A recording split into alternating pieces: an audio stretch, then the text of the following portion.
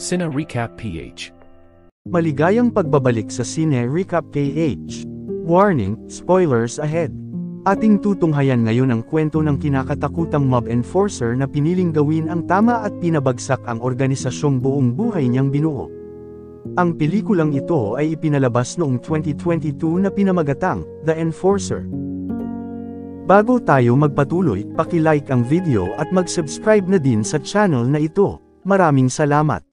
Nagsimula ang kwento sa Miami kung saan umiikot lang ang buhay ni Stray sa pakikipaglaban para kumita ng pera. Isang gabi, pinatawag siya ng pinuno ng pinakamalaking criminal organization sa syudad, habang nag-aantay uminom na muna si Stray at nakilala niya si Lexus, isa sa mga dancer ng club. Nakapag-usap lang sandali ang dalawa saka ito tinawag para pumasok na sa loob. Pagkatapos nakaharap niya ang pinuno at may-ari ng iba't ibang ilegal na gawain sa buong syudad na si Estelle upang bigyan siya ng trabaho dahil nakita nila ang galing niya sa pakikipaglaban. Sinabi sa kanyang nasa labas ang makakasama niya sa trabaho.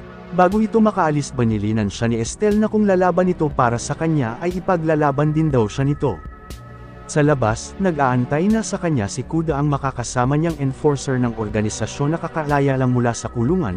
Nang kausapin nito ni Stray ay hindi sumasagot si Kuda sa mga tanong niya kaya tumahimik na si Stray. Pagdating nila sa isang lugar, doon palang sinabi ni Kuda ang trabaho nilang paniningil sa mga hindi nagbibigay ng parte nila sa organisasyon.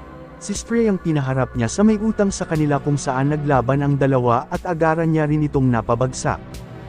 Inilagay nila ang lalaki sa likod ng sasakyan at dinala sa tabing dagat at doon ito pinatay ni Kuda. Pagkatapos nagpunta sila sa golf course upang doon magpalipas ng oras. Kinuha na ni Stray ang bayad sa kanya dahil ayaw niya nang sumama kay Kuda sa ganong gawain. Bago ito umalis, banilinan ito ni Kuda na pag may nagtanong sa kanya sabihin niyang nasa golf course lang ito nanggaling. Kinabukasan pinuntahan ni Kuda ang anak na matagal na niyang hindi nakita. Nagulat ang anak niya nang makita itong nakalaya na. Inaaya sana ni Kuda ang anak na mamasyal sila mula nang ngayon na lang ulit sila nagkita, subalit ayaw sumama ng anak niya dahil galit ito sa masama niyang gawain kaya ito nakulong at naiwan sila. Binigyan na lang ito ni Kuda ng pera para sa nalalapit nitong kaarawan. Kinalaunan, habang nagkakape si Kuda sa isang coffee shop, may nakita itong dalagitang nahuli sa pagnanakaw. Nilapitan niya ito at binayaran ang may-ari sa kinuha niya. Kumuha rin ito ng damit sapagkat sobra-sobra naman ang ibinayad niya para ibigay sa dalagita. Ito si Billy, 15 taong gulang pa lang at ulila na sa mga magulang. Nakatira sana ito sa nag-ampon sa kanya ngunit hindi naging maganda ang karanasan niya sa nag-ampon kaya tumakas ito. Samantala pilit na binabawi ni Stray ang susi ng nirerentahan niyang apartment dahil ayaw itong ibigay sa kanya hanggat hindi siya nagbabayad. Napilitan na si Stray na ibigay ang bayad niya sa renta para makuha ang susi.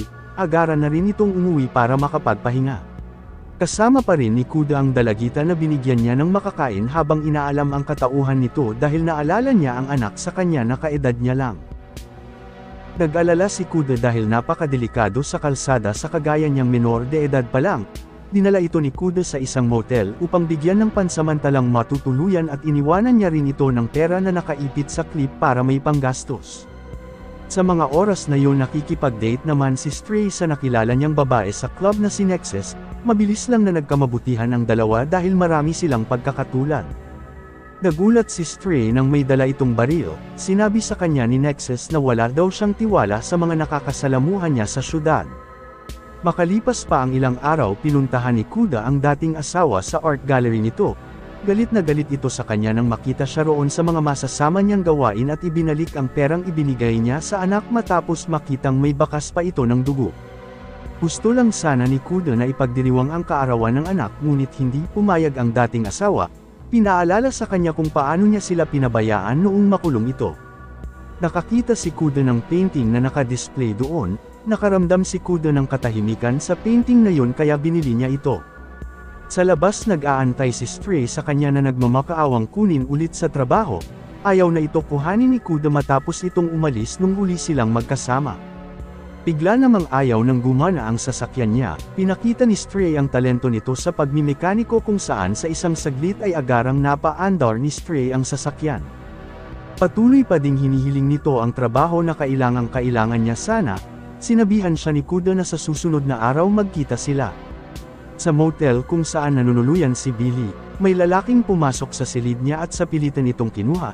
Nang bisitahin ito ni Kuda kinabukasan magulo na ang silid at wala roon ang dalagita. Nagtanong-tanong ito sa manggagawa roon ngunit walang nakapansin sa kanya. Magdamag na inikat ni Kuda ang syudad para sana subukang hanapin si Billy subalit hindi niya ito matagpuan. Pinuntahan niya na lang si Stray na kasalukuyang nakikipaglaban, humanga siya sa galing nito sa laban. Hindi naman akalain ni Stray na pupuntahan ito ni Kuda sa laban niya. Nang nasa biyahe na sila napansin ni Stray na walang tulog si Kuda, sinabi niyang may tinulungan itong dalagita na bigla na lang nawala, pakiramdam niyang may dumukot dito. Pagkatapos tumuloy sila sa kanilang trabaho para maningil sa may atraso sa organisasyon, laking gulat ni Kuda nang makita sa siningil ang clip na ibinigay niya sa dalagita. Inalam ni Kuda kung saan niya ito nakuha. Inaangkin naman ng lalaking sa kanya raw ang clip. Lumapit na si Stray at pilit pinapaamin ito hanggang sa nalaman nila kung saan niya ito nakuha. Kinalaunan pinatawag sila ni Estelle, napansin ni Kuda na abala si Stray sa pakikipag-usap sa babae. Inamin din ni Stray na isa ito sa tauhan ni Estelle na nakilala niya. Pinayuhan ito ni Kuda na kailangan niyang baguhin ang sarili at sundin ang pangarap niya sa buhay na may katwiran kagaya na lang ng galing niya sa pagmimekaniko na pwede niyang gawin para sa tahimik na buhay. Pagkatapos nakipagkita sila kay Estelle para sa bagong ipapagawa sa gitna ng syudad na nag-o-operate ng mga ilegal na gawain, sinabi ni Stray na may kilala ito sa isa sa mga nandoon kaya siya na ang inutusan ni Estelle sa pangungulikta ng lagay para sa organisasyon, sang-ayon din si Kuda dahil mayroon pa itong aasikasuhin. Pinuntahan ni Kuda ang pinanggalingan ng clip at sinubaybayan, nakita niya roong lumabas ang nagbabantay ng motel, alam na ngayon ni Kuda kung sino ang dumukot sa dalagita. Sinundan niya ito sa motel at inalam kung saan niya dinala ang dalagita. Nang barilin niya ito sa kapalang umamin ng lalaki kung saan niya ito dinala, tinuluyan na din ito ni Kuda bilang ganti sa ginawa niya at agarang pinuntahan ang lugar. Naroon din pala si Stray dahil iisang lugar lang ang sadya nila. Galit na hinanap ni Kuda si Freddy sa tauhan nito na may pakana sa pagdukot sa mga menor de edad. Pagdating nila sa loob, nakita nila ang mas malalang gawain doon na involved sa iba't ibang uri ng illegal sa online. Di nagtagal ay nakaharap nila ang nagpapatakbo ng lugar na si Freddy. Mainit ang dugo ni Kuda dito dahil sa pagdukot nila sa dalagita para gamitin sa illegal. Habang nag-uusap nakita niya si Billy nang mapadaan itong hawak-hawak ng tauhan ni Freddy. Nagulat si Kuda nang mapatunayang totoo nga ang sinabi sa kanya ngunit sa kabila nito ay kalmado na lang din si Kuda para makuha muna ang pakay nila.